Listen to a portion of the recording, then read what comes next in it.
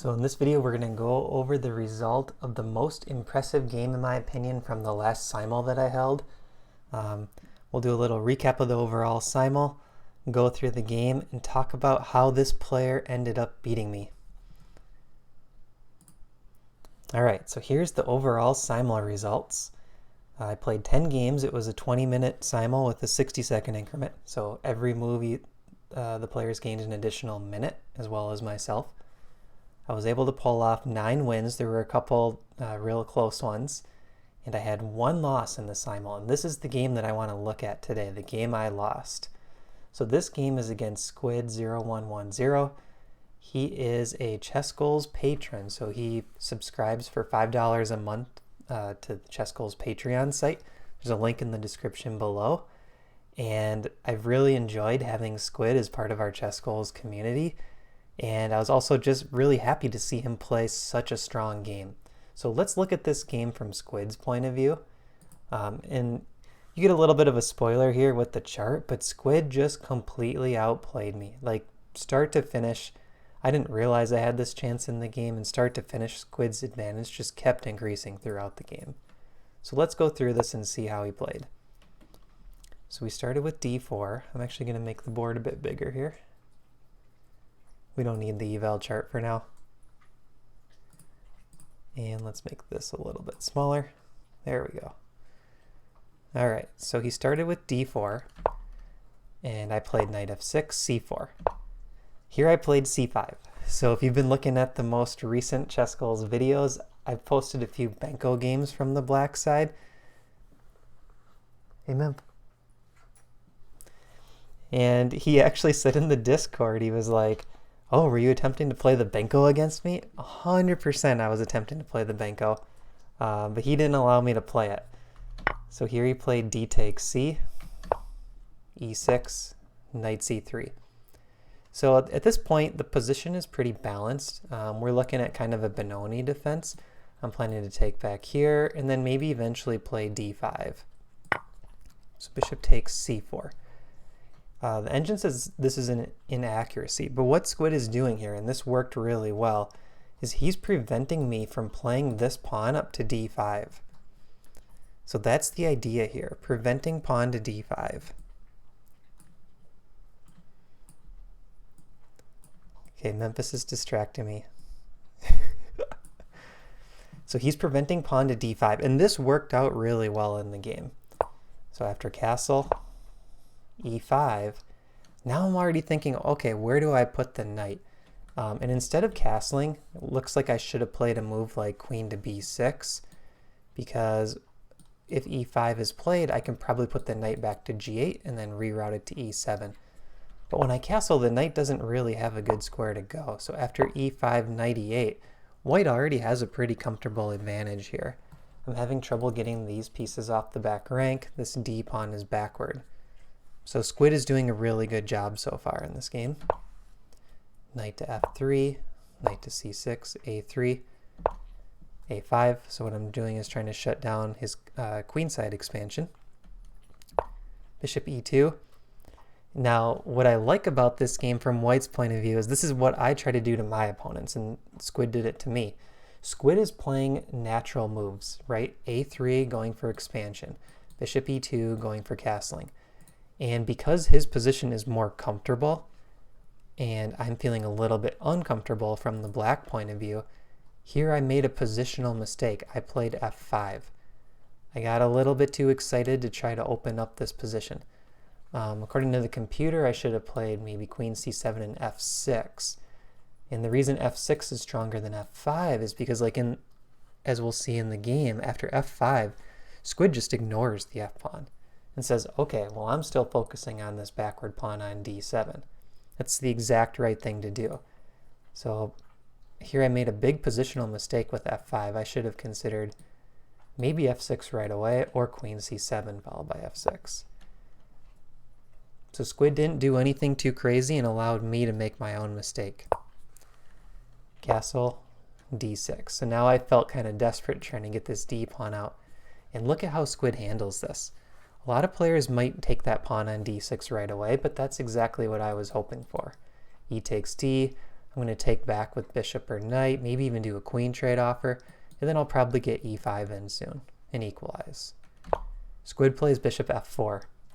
Knowing that I can't safely play d5, and I also don't want to take because then he anchors the e5 square, making this a weakness. So now I'm starting to think, what should I do? This pawn is attacked 3 times, pawn, bishop, and queen, and it's only defended 3 times. So if I play a move like bishop to d7, I think this pawn can already be captured.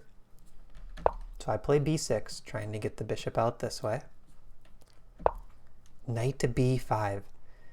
And this is something that people give me a hard time about. I always talk about increasing pressure, but that's exactly what Squid is doing. Squid is increasing the pressure on this d6 pawn. We have knight, pawn, bishop, queen, all attacking the pawn. And here I make another small mistake, and I thought, let's play dynamic. Let's sacrifice this pawn and try to develop around it. But if you look at the Stockfish eval here, Stockfish is already saying a 2-pawn advantage for white, 2.3 actually. So we're only 12 moves in, and Squid has a really nice position, and I think has played a super solid game so far. E takes d6, queen to d7. So I'm blockading this d-pawn, and my idea is let's swing a rook behind, and either I'll try to win this pawn back, or I'll try to work around it and play very active with the pieces. Like I see both bishops pointing at the white king. That should be pretty good. You know, maybe I can get e5 in. It doesn't look very easy, but if that happened, then I'm right back in the game, I think. So that's the idea. Queen d7, blockade the pawn first, and then try to work around it. But then look at what Squid plays. Knight to e5, another great move. The idea is Squid is trying to force off the trade of this knight and then secure this e5 square so that I can't push the e6 pawn up to e5. So now I'm stuck here with this backward pawn, and I'm down a pawn. So I don't have any compensation for the pawn. If anything, I'm down, I am down more than a pawn because I have this pawn weakness as well. And Squid's bishop and knight are really well placed. This is a passed pawn. Position's looking great for white. Rook d8. Now at this point, this is probably the takeaway for Squid. This is where he should go back and try to look at this position, because he made a couple mistakes in a row and I didn't capitalize on them. But if you look at the next 3 moves, they're all mistakes by white. So I think how white should play this position is something like queen to d3, put a rook on d1, maybe swing the queen over here to the king side, starting to attack my kingside pawns. Queen to d2 was played. So let's take a look at Stockfish. Queen d3, rook a to d1 is a 2.5. Queen to d2 is a 1.8. So small mistake. Here I play queen to f7, which I think was a pretty good move. Rook a to d1. Now the problem is, even though Squid is continuing with these kind of solid moves and increasing the activity of each piece, like he's improved the queen, he's improved the rook, he's ignoring the fact that I have this attack brewing with queen to g6. So queen to g6, and all of a sudden I'm getting some counterplay. So if you can, when you have the advantage and you're really controlling everything in the position, you want to always look at what is the opponent planning, and not just 1 move threats, but 2 or 3 move threats. Because from my point of view, when I'm in this position, I'm already thinking, how can I fight back dynamically? I know all the imbalances seem to favor white. I need to create chances. So that's this whole idea with rook d8, queen d7. I don't want this d-pawn to push and become a queen, and I want to get an attack going against g2. So when you have the advantage, and you have good control of the position, always double check what are your opponent's plans. And on the flip side, when you're at a disadvantage and your opponent has all the advantages according to the imbalances, look to mix things up, make the game dynamic, create some chances. Because the more dynamic the game becomes, the more errors both sides make. That's how you can get back into the game. Rook a to d1. Queen to g6. g3. So queen to g6 threatens mate, We have bishop and queen. G3 was played. That's a good move. Now here, I made a big blunder. What I needed to play was pawn to f4. And if you look at the eval here, the computer is saying this is a 1.1 for black because bishop cannot take f4. After queen to e4, I'm checking the engine, threatening this checkmate, and the f2 pawn is pinned. So this is pretty much game over. The best move for white is queen to d5, sacrificing the queen. So f4, really strong idea. I don't think I even considered it. Getting the queen onto this long diagonal. After f4, queen to d3 could be played, offering the queen trade. But black does still have an advantage. After f takes g, bishop takes g, bishop e4. Yeah, and there's still a pretty big attack against the white king. A lot of pieces are pointing this direction. All right, let's go back to the game line. So we have g3, and I blundered with knight f6. And now for the rest of the game, I think Squid played really well.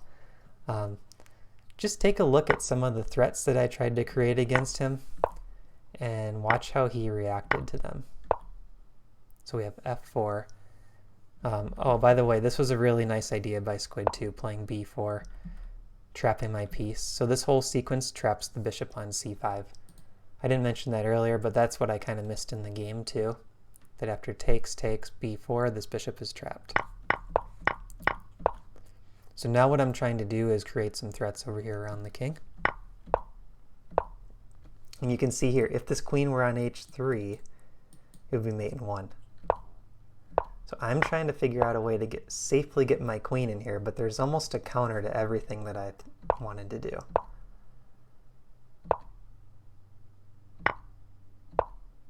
So I sacrifice another pawn. I was trying to get the queen into h3, but Squid plays h4. Again, trying to get the queen in, but now this pawn could drop. So look at what Squid does. Rook e3 and queen d5, ready to take with the bishop. So I can never quite get this checkmate in. Squid was ready.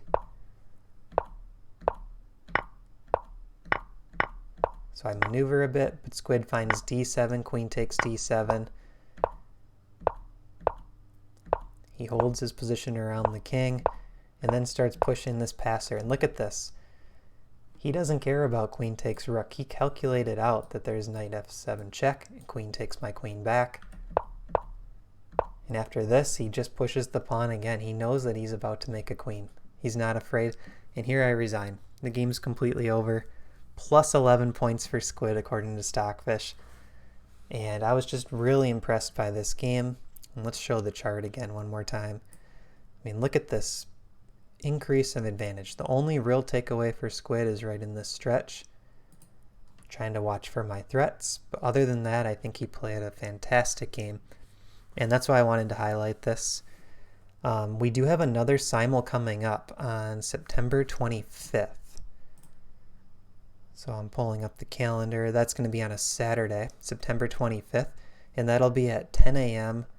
U.S. Central Time, which is 1500 UTC.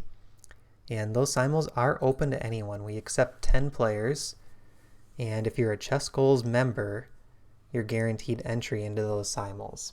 So to become a member, you can join our Patreon for $5 a month, link in the description below. Or if you purchase a study plan or an opening course, that's another way to become a member. Otherwise, we'll be accepting players at random to kind of fill out the remaining 10 slots after the ChessGoals members sign up. So thanks for watching this video. Please give it a like and subscribe if you're not a subscriber.